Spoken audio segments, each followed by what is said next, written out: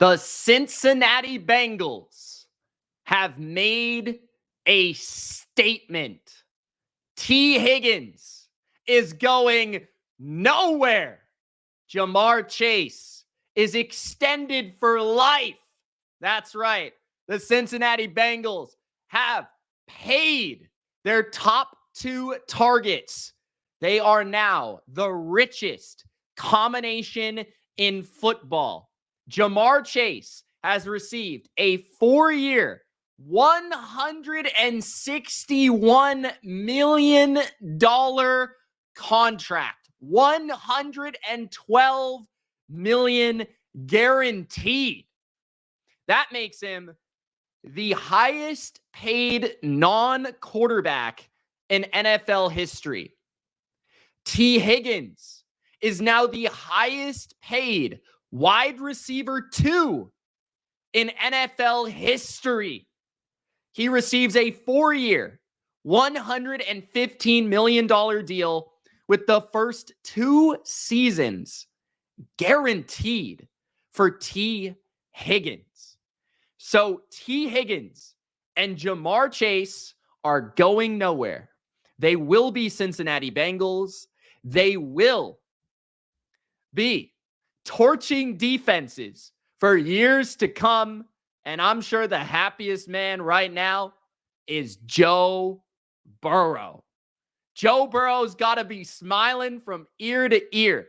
This man has got to be elated because his top 2 targets are going to allow him to throw for 5,000 yards and hopefully win many more football games in 2025 and beyond. Welcome, football fans. Join me live in the chat. Let me know what you guys think. Ja'Marr Chase, T. Higgins, what do you think of these contracts? Do you think that these 2 players are worth the money? Do you think they're not worth the money? Let me know in the chat. And man, I've got to say, we're going to discuss everything about this deal. Are these players worth it for the Bengals long term to actually win games, right? It's great to put up yards. It's even better to put up touchdowns. But will these players and these contracts produce wins, rings, Super Bowl trips? That's what the Bengals are looking for. So we'll talk about that. We're going to talk about resetting the market. What does this mean for the other wide receivers that might be getting contracts in the future? We're going to dive into the game of T. Higgins and Ja'Marr Chase and talk about what makes them so valuable. I'll give you a ranking on where I think these players are at and why I think they might or might not be worth the contracts and anything else you guys want to talk about. Okay? We're going to talk about the larger AFC North, the future of the AFC North, the AFC, how the Bengals look this season. So there's a lot to discuss. Let me know in the chat if you guys have anything in particular that you really want to talk about. Burrow to Chase says, cry about it. That's how Bengals fans should be, man. You guys should be pumped. I would be pumped. I am pumped, honestly, bro. Like if T. Higgins did not go to the Patriots, I wanted him to re-sign with the Bengals. We all knew Ja'Marr Chase was going to get a deal. It was just a matter of when, and it's nice to see that both of these guys will be back with Joe Burrow in Cincinnati. D. Major says, who day? What's up, man? Thanks for joining the chat. Burrow to Chase says, we set for years. Ryan says, Bengals are so stupid. They've got no defense. We've got an A+ in the chat from Moreland. Empire says, Bengals D getting cooked next season. D. Major says, for the ones who said no defense, who day? Who day y'all expect them to sign right now? Nasty says, I want to discuss how bad this app has become. The app is working well for me, bro. And I hope it's working well for you. We're going to talk about these contracts now. So let's get to it. Keep the comments flowing. Keep the comments coming. T. Higgins. Bro. Bag. So now when it comes to the top 10 wide receivers in the league, Ja'Marr Chase is first, $40.25 million. That is $5 million more than second place Justin Jefferson at $35 per. T. Higgins finds himself inside the top 10 at 9th, okay? $28.75 million. That's just below Brandon Ayuk of the 49ers, right below DK Metcalf of the Pittsburgh Steelers, who just recently signed a deal. First, Ja'Marr Chase, okay? Chase is the best receiver in the NFL, in my opinion. I don't think it's that close. I honestly felt like Ja'Marr Chase's season last year was one of the best seasons I've ever seen from a wide receiver. And I know that it was a great year statistically, right? 127 catches, 1,700 yards, 17 touchdowns, 105 yards per game. And maybe it helps that he was on one of my fantasy teams. Maybe that does help. But honestly, I just feel like at 24 years old, this guy has barely met his prime. Like, honestly, if you look at it, his prime is just beginning. He's been in the NFL for 4 years. He's a 4-time Pro Bowler. He's had 1,000 yards in every single one of his seasons. He's had 2 double-digit 10-touchdown seasons. He's had 3 seasons with 85-plus yards per game. And he's coming off his best season of his career. His pure dominance at every level of the field is something that can't be replaced. Ja'Marr Chase is an irreplaceable asset to a team. He is good at everything a wide receiver can be good at. Yak, one of the best in football. Contested catches, one of the best at football. One-on-one route running, one of the best at football. Like, one of the best at football and one of the best in football, if you know what I'm saying. He can run the short route tree, the intermediate route tree, and he can run by you, right? Like, Ja'Marr Chase can do everything at a very high level.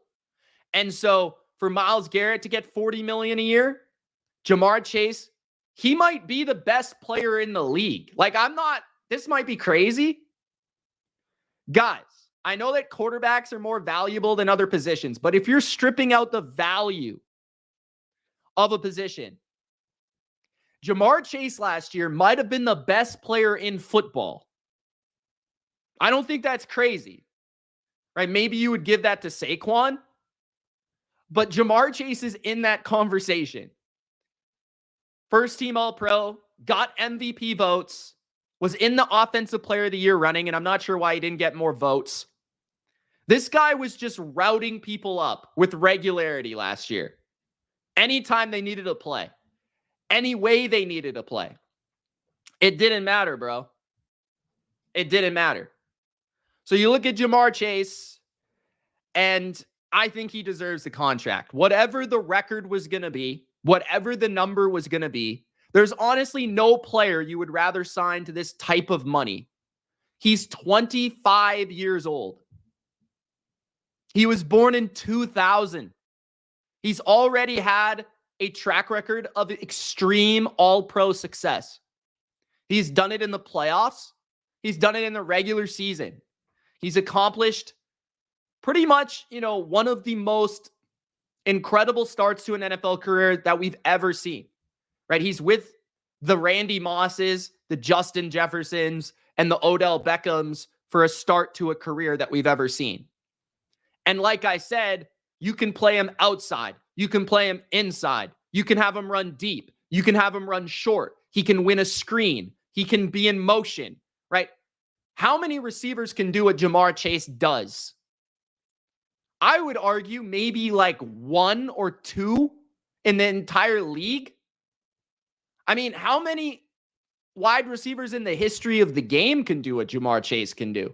Right? He's on a very short list of these type of players, especially at the age. People don't even probably know that he's 25.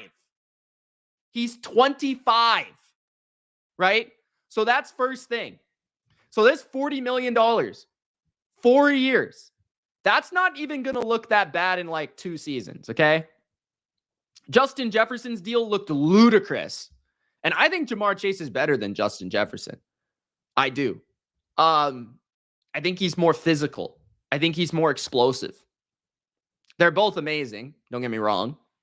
But I would take Chase right now. So I think he deserves this.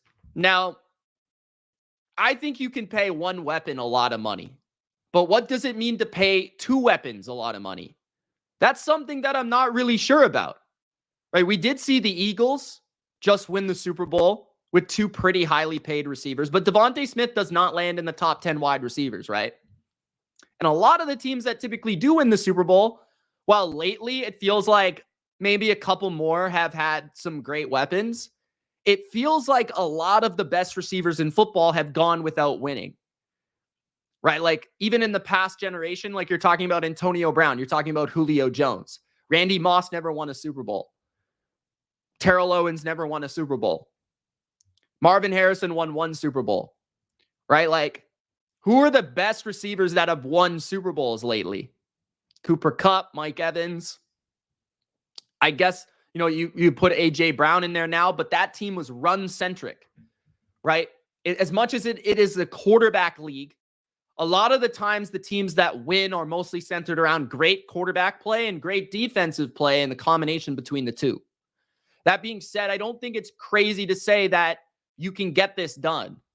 If you can have a good roster, you can have good drafts, you can hit on some budget free agents on the offensive line, on the defensive line, right? Like you can very much get that thing done. Sure, Tom Brady didn't win with too many great receivers. Patrick Mahomes hasn't had too many highly paid receivers outside of Tyreek Hill. Lately, he hasn't.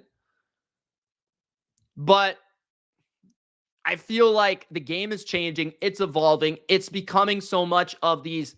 In my opinion, what's so great about having these two guys is the matchup game. You can't double one of them because the other one is going to torch you. You can't overplay one of them because the other one's going to torch you, right? So I almost think it's worth it because it makes your offense so hard to defend that if you can even find an adequate defense, you should be in good shape every single year, right? So T. Higgins, $28.75 million, isn't that bad? When you look at where he's in line with the rest of the receivers that are around where he's at, I mean, to me, that's not crazy because Brandon Ayuk is at a similar level of T. Higgins. I mean, and Ayuk's coming off an injury. That one looks much worse, $30 million. But Ayuk had a great season last year. That's why he was paid. DK Metcalf maybe has been more available and consistent than T. Higgins. But I would argue T. Higgins is more, I would rather have T. Higgins. I think T. Higgins offers more versatility to his game, right? Tyreek Hill is getting older, but he's Tyreek Hill, so I understand why he makes $30 million. Amon-Ra St. Brown, okay, I understand why he makes $30 million. But like the rest of the receivers in the league, I think T. Higgins is probably firmly a top 15 receiver, and you could argue he's a top 10 receiver in the league, right? So who are guys that are not on that list? Nico Collins, I guess, is better than T. Higgins. He's not on that list. Puka Nacua will be paid very shortly. So those are a couple of guys that might be looking at extensions or big money contracts that will be getting the bag, will be getting paid. So when you're talking about resetting the market, Ja'Marr Chase is the best receiver in the league. Justin Jefferson's right there. He's like the 1B. So after that, I mean, CD, I think, is third or fourth. A.J. Brown, third or fourth, right? Tyreek, probably a little bit older, probably falling off that conversation a little bit. So I feel like Nico Collins, Puka Nacua, they'll be right in line with the top. They'll probably get top 3 money when they come up. Like Puka Nacua is probably going to get CeeDee Lamb type of money. Probably way more than that, like based on the year per year average, because CD makes 34. So Puka Nacua last year, I know that he wasn't healthy all the way, and that might be something that hinders him, but he was the number 1 graded receiver in football. He had the highest yards per route run in football. He's one of the best, middle of the field targets in football. I mean, in 13 games, he had 90 catches and 1,100 yards. So he's going to get top 3 contract. I wouldn't think he would reset the market like Ja'Marr Chase, but I think he would be in line for a Justin Jefferson, CeeDee Lamb type contract, right? Then you've got Nico Collins, who I think is a top 5 receiver in football. I think that Nico, he was the number 2 graded receiver in football. He also got injured last year. He is an awesome player. I honestly think Nico is underrated. 6'4", can run, right? He was the 3rd graded receiver last year, the 2nd graded receiver this year. He was, another awesome season when he played this past season.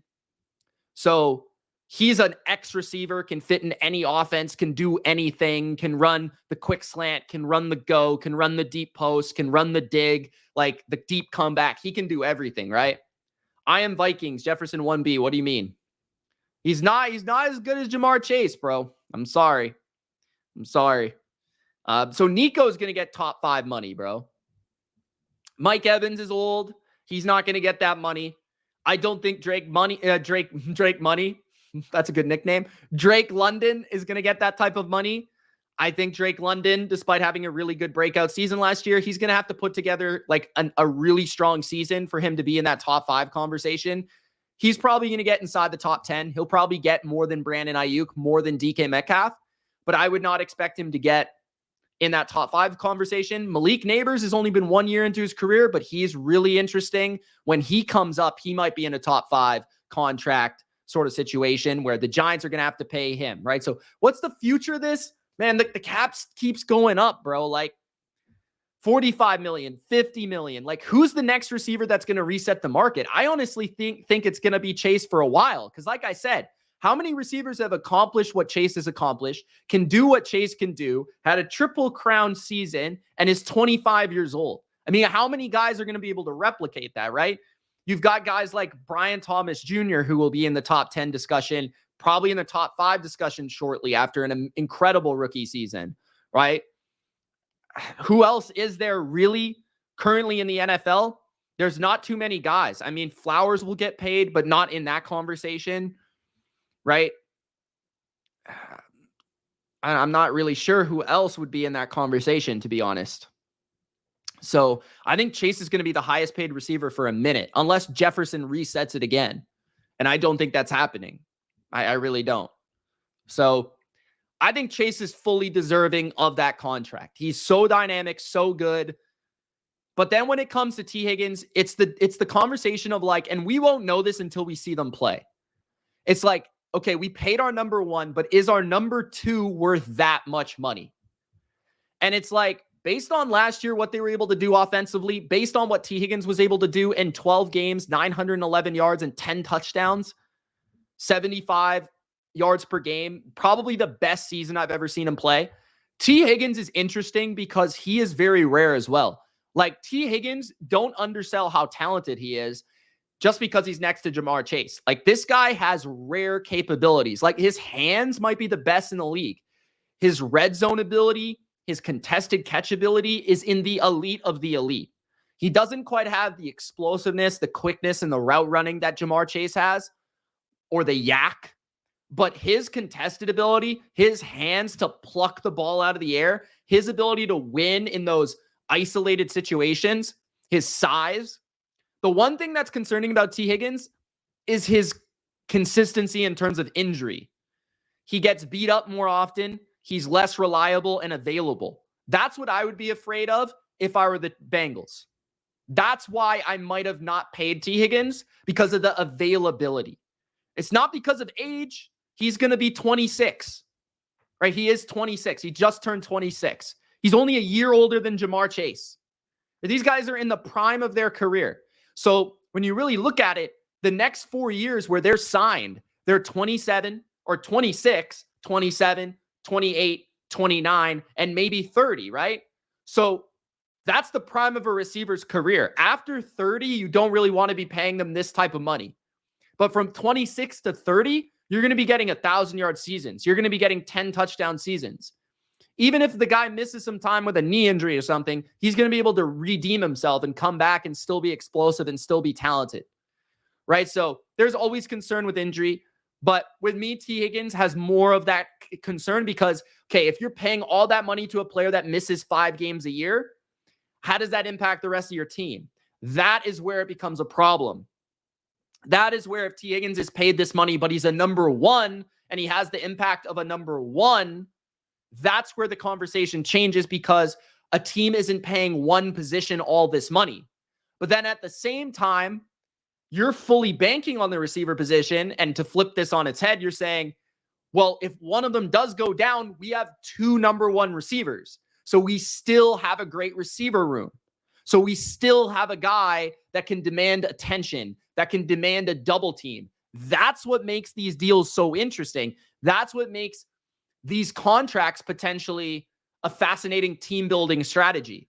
Because, okay, you want them out there ideally. You're dominant, you're explosive, you're unstoppable. If one of them does go down or misses a game, you still have a guy that can dominate so that your offense isn't really skipping too much of a beat, right? If you only have one of them, then the value of that player is so extreme that if you miss them, that's where it becomes like, okay, that our offense is not the same.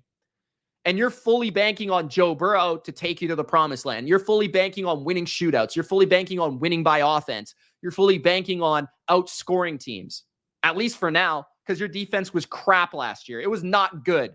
It was bad. Okay.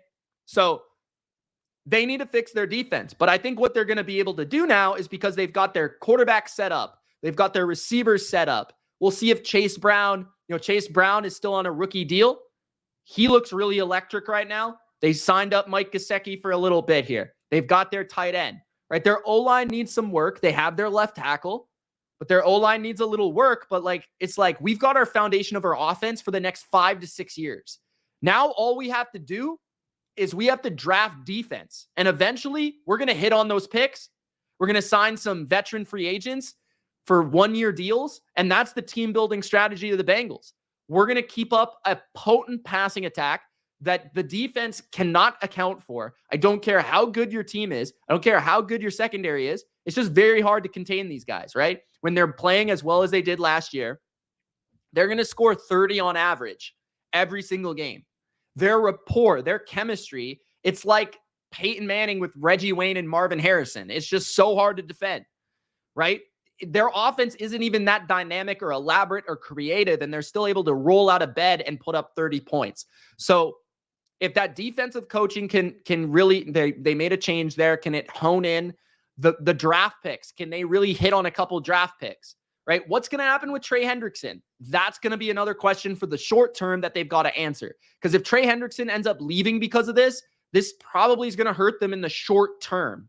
But I feel like in the long term, this team is now set up foundationally to understand how they have to build their team, because now they know what they have. Yes, 3 players. No 3 players are paid like these 3 players in the NFL. These are the highest paid 3 players in the NFL. Burrow, Chase, and Higgins on one singular team. Okay? But now they can understand what they need to do from a team building philosophy in every draft and every free agency, because we know we have our foundation of our passing game that teams simply can't defend. Okay. So now we can build our team based on that. So that's what's interesting to me.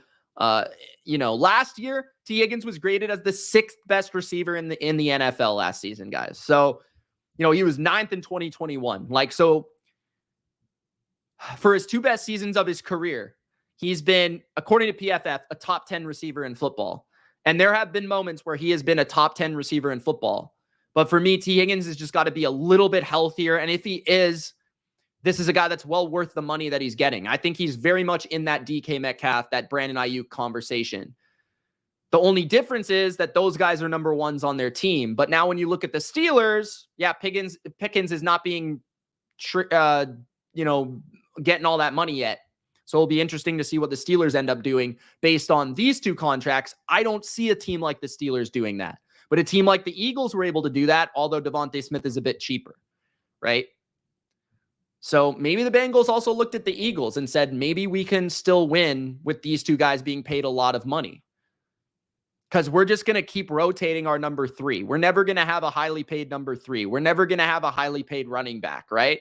That's probably the way they're looking at it. We're going to have cheap running backs. We're going to have cheap wide receiver 3s. And we're just going to keep rotating through these guys on rookie deals and short, veteran contracts, 1-year contracts, that sort of deal. Right? Singh says only Ward and Sauce could shut down Chase. Slow down. I don't know about shut down. Maybe Gonzalez. But then if you do have that corner, how many teams, Singh, have a corner on the other side that can also stop Higgins? It's a very short list. Honestly, I know I'm a Patriots fan. Patriots might be that team with Carlton Davis and Christian Gonzalez. But then you get in the conversation of like, okay, then we've got Chase Brown running the ball. Then we've got Mike Gesicki, who's like a rare dimension of a tight end. Who's going to cover him? Then we've got Yossi Voss, and we've got Burton, who can fly. And we've got all these different ways to beat your third and your fourth. Like, wide receiver in the passing game, to me, at its simplest level, is always about a matchup game. It's always it's math, right? Like, defense is always math. Where can you put your resources? That's how the Eagles won the Super Bowl with their offense, right? Their defense was the best in the league, but their offense is all about pick your poison. It's all about matchups. It's all about math. Teams could not defend A.J. Brown while stopping Saquon. It was just not happening. You know what I'm saying? So for the Bengals, that's what it's all about, except their passing game is so much more exquisite and like just timing based. Like their rhythm is ridiculous compared to a team like the Eagles, where it's just more blunt force. Skinny says, fantasy football wise, I'm very happy. JB, JC, Stack. Yeah, that's beautiful stuff.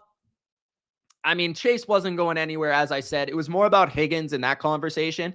I think Higgins is interesting because in fantasy, it feels like he's always a little overvalued, but I kind of feel like a lot of that comes down to his health. Like Higgins last year in a per game basis is a pretty good fantasy receiver, right?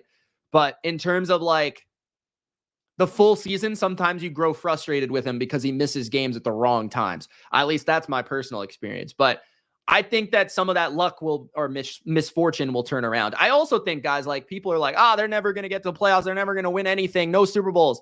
It's like, how often is their defense going to be as bad as it was last year? How often are you going to repeat a season that they just repeated? Like they set records for the amount of points that they were scoring and losing games. Like it just doesn't happen.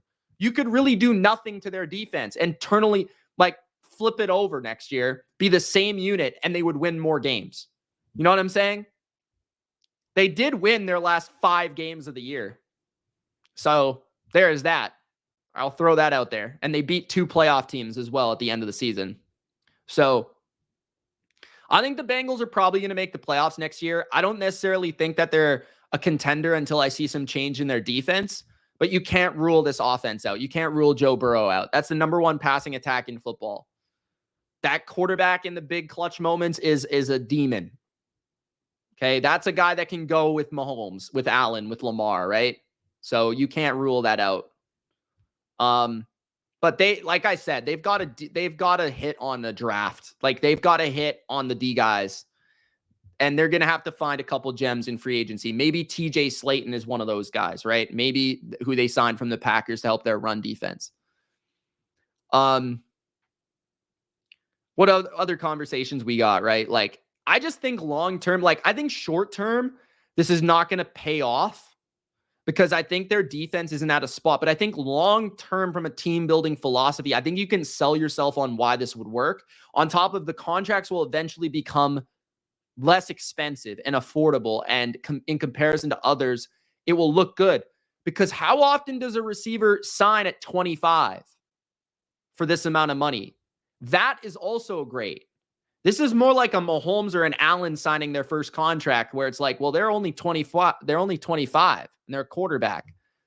You know, like a lot of these guys that end up getting paid, like I remember AB with the Steelers was older, right? Like Devontae Adams was a bit older. That's where the contracts begin to be a bit risky. You know what I'm saying? Where these guys are right in their prime and neither of them have had major injuries.